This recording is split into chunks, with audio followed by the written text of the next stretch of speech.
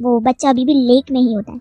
हमारी हीरोइन उसका अभी भी वेट कर रही होती है बाहर ही, और वहाँ पर उससे नैनी मिलने आती है। वो कहती है कि अरे मैडम बटलर, आपको चिंता करने की ज़रूरत नहीं है। हर एक डीमन ना एक बार अवेकिंग लेक में जाता ही है। मैं भी तो ब्लू लेक में गई थी। और वैसे आपको एक खास बात बताऊं, 3 तरह की लेकें होती हैं 3 पावर्स के अनुसार डीमन पे। ब्लू लेक जिसमें मैं गई थी, और पिंक लेक भी होती है, और ये है ब्लैक लेक जिसमें यंग मास्टर गए हैं। आप चिंता मत कीजिए, ये एक बहुत ज़्यादा अमेजिंग और वार्म सा एक्सपीरियंस होता है। वो उसकी बातों का कोई रिप्लाई नहीं करती है। वहाँ पर हमारी हीरोइन मन में सोचती है कि ये कितना अजीब है। मैं जानती हूँ कि यंग मास्टर जूलियन के साथ कुछ भी गलत नहीं होगा वहाँ पर फिर भी मैं यहाँ से नहीं जाना चाहती हूँ। मैं चाहती हूँ कि जब वो आए तो सबसे पहले मैं उन्हें देखूँ, और वो मुझे।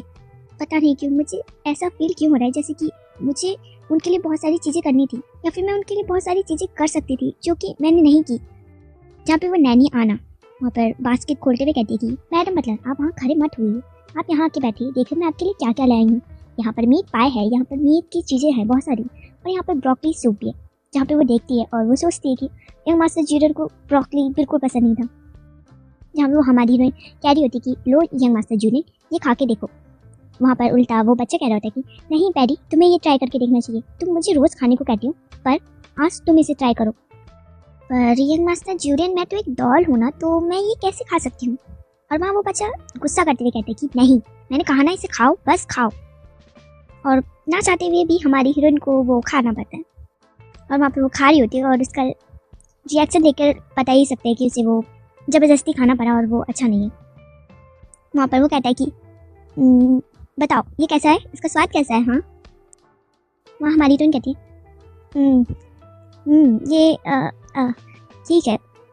और फिर ना तभी हमारी हीरोइन से थूक देती है, और वो कहती है ये बहुत ज़्यादा बेकार स्वाद है। तुमने खुद ब्रोकली नहीं खाई, तुम मुझे खाने को कहती हो। जहाँ पे वो कहती है इसका स्वाद सच में बहुत ज़्यादा बेकार है, यंग मास्टर मैं क्या करूँ। वो बच्चा उस पर गुस्सा करते हुए कहता है कि अगर तुम नहीं खाओगी ना तो तुम भी मेरी तरह बेवकूफ़ बन जाओगी पैरी।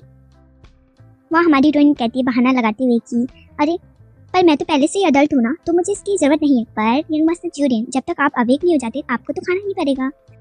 जहाँ वो कहता है कि हाँ मुझे जल्द से जल्द अवेक होना है। और हमारी हीरोइन उसे सारी सब्जियाँ खिला देती है, और वहाँ पर वो उससे कहती है कि ओ यंग मास्टर जूलियन, आज आपने ज़्यादा नखरे ना करते हुए सारी सब्जियाँ खा ली, तो इसलिए आपको इनाम तो बनता ही है। तो मैं आपके लिए एक पेस्ट्री लेके आऊँगी, ठीक है ना, आपको मीठा पसंद है ना।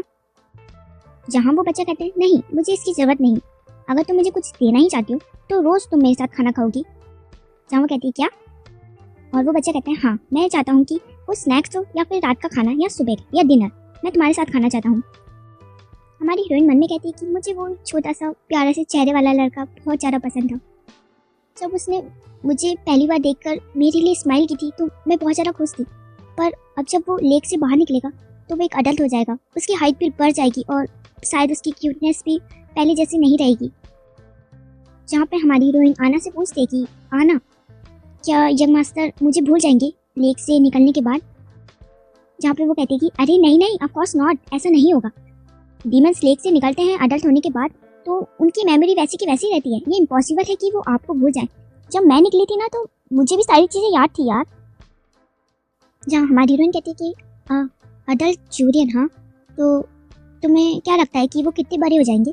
वहाँ एना कहती है कि वैसे इंसानी भाषा में कहें ना तो वो एकदम 20-23 साल के आदमी जितने तो हो ही जाएंगे।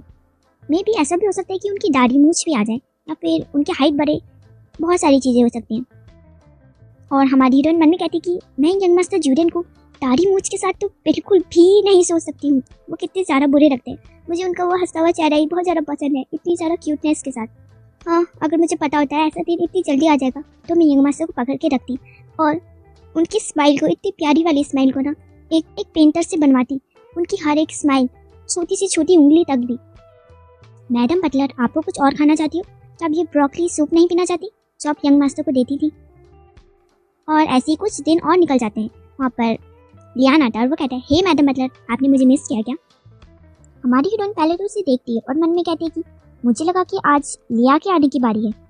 जब से मैं यहाँ पर लेक के पास हूँ, यंग मास्टर का इंतज़ार कर रही हूँ, तब से ये तीनों बारी बारी से मेरे पास आते हैं। पहले नैनी आई थी, फिर लिया आई थी, अब फिर लियान आता है, सिर्फ टाइम पास करने। और हाँ, ये मज़ेदार सीन अगले एपिसोड में आएगा, तो वीडियो को लाइक और चैनल को सब्सक्राइब करना। और अगर आप मुझे मिस कर रहे हैं तो आप मेरी ये वाली और ये वाली वीडियो देख सकते हैं।